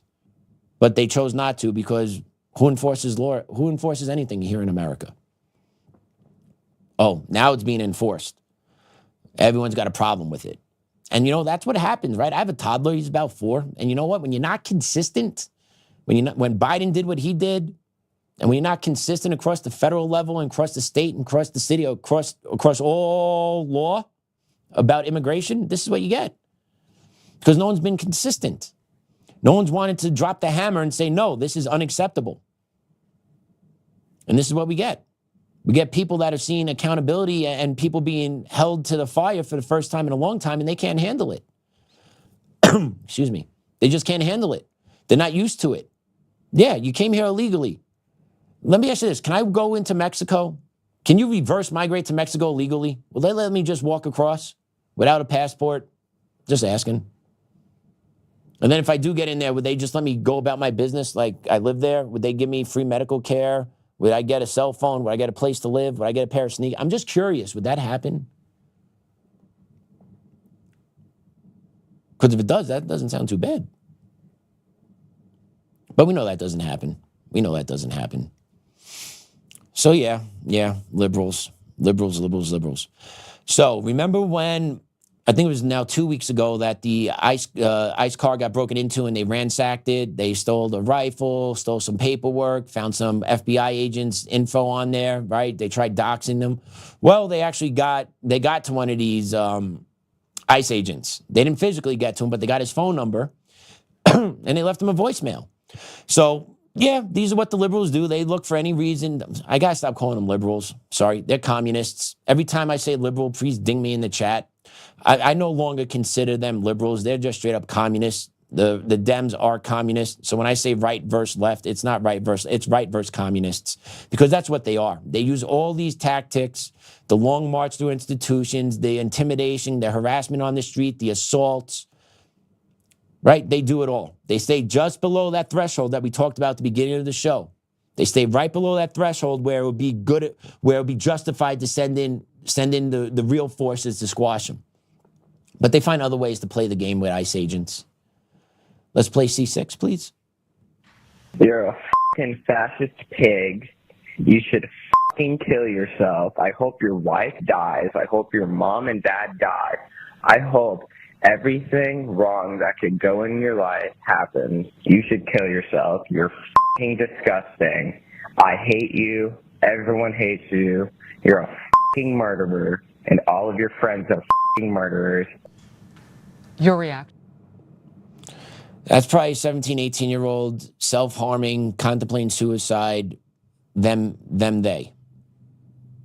That's what it sounds like to me in my history. But this is what they do. Right? I'm sure that ICE agent wasn't bothered by it, but when you get 100 of them, you'll be bothered by it. And that's what they do. They look for any which way to make your life more uncomfortable. And they enjoy it. So it's a fight that never stops. It's a fight that we will have to be in forever. Forever. Sucks. Freaking sucks, man. I don't want to have to fight this shit all my life. I don't want my kid to have to fight this shit his whole life. But if we don't fight this our whole lives, then the left, the communists, will eat us and our children. That's the truth of it. They cannot stand conservatives. They cannot stand American principles. They can't stand conservative American principles. So what do you think is going to happen to those people that believe in those when they fully come back to power? And if you don't think they're going to bust the filibuster and they're not going to stack the courts and they're not going to actually change the Constitution and do everything they can to enforce their political will on us, you're crazy. You're crazy. Okay? Look what, once again, I'll go back to Virginia and I'll keep saying this. Look what they did in 48 hours. Look how they organized. Look how they were motivated. Look how they pushed through that legislation to redistrict, to zero out basically the Republican voice in Virginia, to give them a supermajority within the state house, to ram through anything that the communists want in that state. That is the playbook. New York City, Chicago, Oregon, California, Colorado. Keep naming them. New Jersey, Maine, Massachusetts, right? Take a look. 40% of the people living in the Northeast are Republican, but yet they have 0 seats at the table in their state houses. Why? Because of gerrymandering. The communists don't play. They will eradicate until they win. End of story. And then slam you in your face on the way out the door. Curb stomp you. You ever see American History X, bite the curb? They'll do that to us without a problem. So we need to arm ourselves. We need to arm our children. We need to put pressure on those that can make political decisions to do the right thing. And when they don't do the right thing, don't be surprised, be prepared. Don't be surprised, be prepared when the right stuff isn't done. Okay? Don't give hopium. Don't believe that those above us are magically going to do what's right now. Sorry, I had some hard realizations last night. Okay? Don't believe they're going to do what's right now. Put pressure on them to do what's right, but prepare for the worst. End of story. End of story. And this, I want to play this clip as we kind of head winding down the show. There's this guy who gives a very interesting take on these ICE protests, and I think he's hitting the nail on the head here. C7? The people radicalized against ICE almost always do not have a high-powered career. They are not pillars of their community. They are not pillars of their family, because these are generally people who lack an internal sense of accountability. They do not understand accountability, so when they see the law being enforced, which is a form of accountability, they have a knee-jerk aversion to it. They have an aversion to accountability, and that's why they lead such low-achieving lives. And this is part of a larger epidemic in this country of adults who totally lack accountability. They constantly are blaming their problems on everybody else or the system. A lot of these people are just using protesting as a sense of purpose to fill the void that is their own lives, the lives that they've created for themselves because they have such a low level of accountability. The people who have an actual sense of purpose in their lives are not out here agitating federal law enforcement officers. They're too busy fulfilling their life's purpose in their career, in their communities, in their families. I believe he summed it up perfectly. Right? We talked about it a little bit on the show today, but that's exactly the truth. Liberals, a lot of these white liberal women, right? That lady we saw about 15 minutes ago, we're so ready for this. Right? Her. She's who he's talking about. She has no life, no career, probably no husband, no children, cat lady. They're ready to fight. Typically, conservatives, Republican men, Republican women are family-centered, career-driven, faith-based. So there's a lot of different things we have in our lives that keep us busy and occupied. And yes, they overlap and they're all intertwined and connected, but they're not politically motivated. Everything the left does is intertwined, interlocked, and interconnected, but politically motivated. So their everyday life is this political apparatus. Us, our everyday lives are not. That's the difference. That's why the left keeps taking inch by inch by inch, because when they're taking a dump on the toilet bowl, they're planning their next move. When I'm taking a dump on the toilet bowl, I'm figuring out how could I just have 5 minutes of quiet from my kid. You know what I'm saying? Like, it's just two totally different worlds. And I love my boy, but it's the reality. I need a breather, right? There's no breather for the left because they don't need to take a breather because they got nothing. They have nothing. They have the Communist Manifesto. That's what they have. They have that. They got the DEI Manifesto and the roadmap on how to conquer America. And that's what they do 24/7, 365. And us on the other side, we don't have that because we have so many different other responsibilities, goals, life missions, family, that we can't live that way. That's the difference. And that's why the left is always miserable. Because they have nothing else to bring them joy. They don't have, and if they have kids, they might not even like them. If you are programmed to believe what you believe as a liberal female woman, and you pump this shit, and you have a daughter, and you think it's okay for men to compete against your daughter, you got mental issues. You are an idiot. You think there's no difference? You think it's okay for your daughter to compete against a biological male in high school? And you support that as a liberal female? You're retarded. And you have zero ability to have any type of logic whatsoever. And you're weak. But those are the people we got to fight against every day. So yeah, I'm encouraged. I really enjoyed our conversation today with Cheryl. I'm encouraged leaving today's conversation. I know I'm usually down in the dumps, not so optimistic all the time. I really enjoyed that conversation today. I know we don't take wins everywhere, but I take them where you can get them. Keep having these conversations. Keep pushing the needle. Prepare for the worst. Love your kids. Love your family. And just be prepared, because the left will always come. The left will never stop. Our job is to be armed, both mentally and physically, for when that day comes. So I'm going to pray us out. In the name of the Father, Son, Holy Spirit. Amen. Dear Lord, thank you for a beautiful day today. Thank you for an opportunity to talk to Cheryl and have an enlightened conversation. Thank you, Lord, for having my little boy and him lighten up my world every day, even though he has his daddy's mouth. Thank you, Lord, for my family. Thank you, Lord, for this opportunity sitting in this chair, being able to speak for Joe when Joe's not here. Thank you, Lord. Thank you, Lord, for giving Joe the opportunity today to see one of his enemies in person and hear a little bit of what he has to say. Dear Lord, please watch over Joe as he travels back. Watch over our audience. watch over our country. Thank you for another day above ground and the air in my lungs. And as Tommy says, the water to drink. Thank you, Lord. Hail Mary, full of grace, the Lord is with thee. Blessed art thou amongst women, and blessed is the fruit of thy womb, Jesus. Holy Mary, Mother of God, pray for us sinners now and at the hour of our death. Amen. In the name of the Father, the Son, and the Holy Spirit. Amen. All right, everyone. I believe Joe will be in chair tomorrow. Have a good night. We'll see you later. Take care.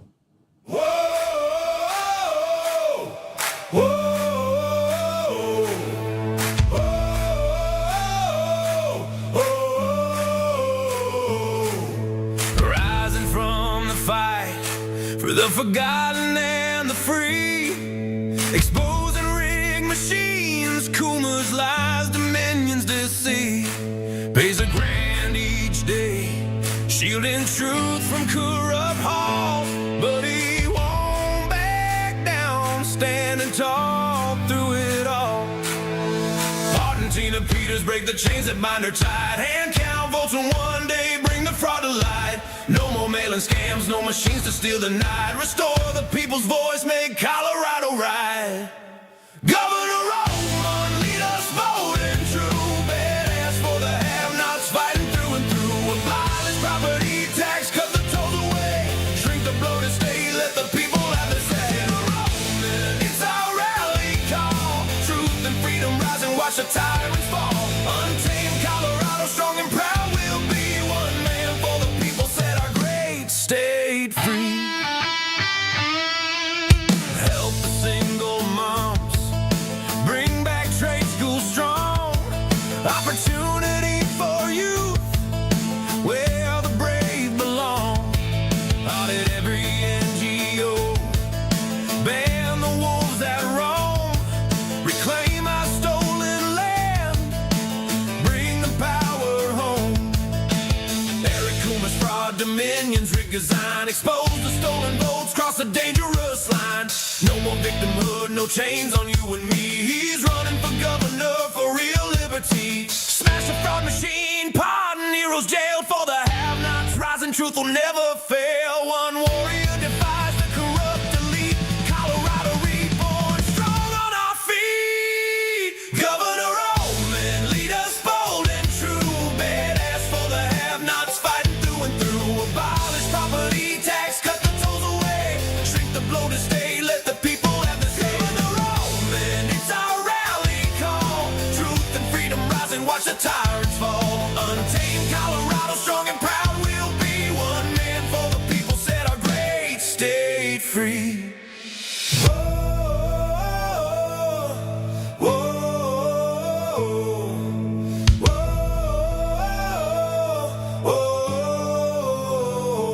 Governor Oltmann, lead us bold and true.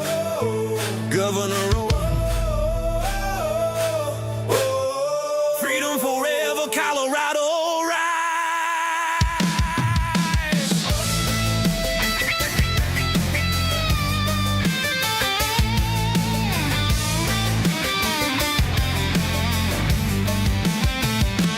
Governor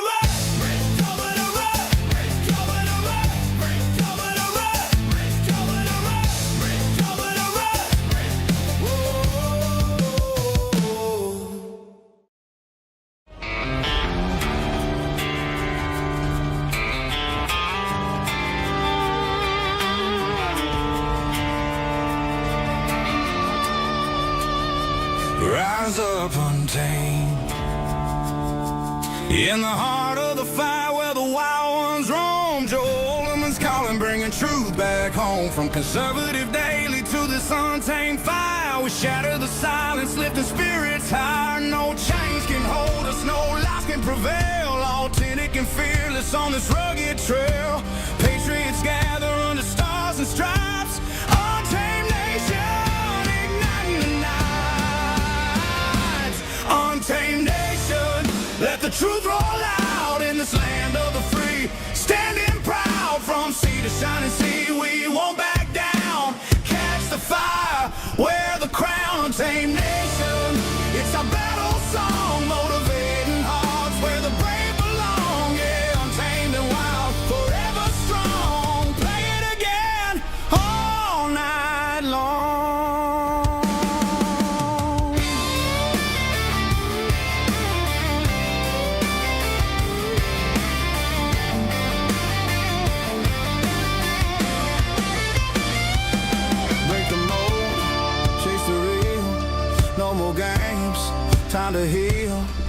hero's voice leads the untamed crew.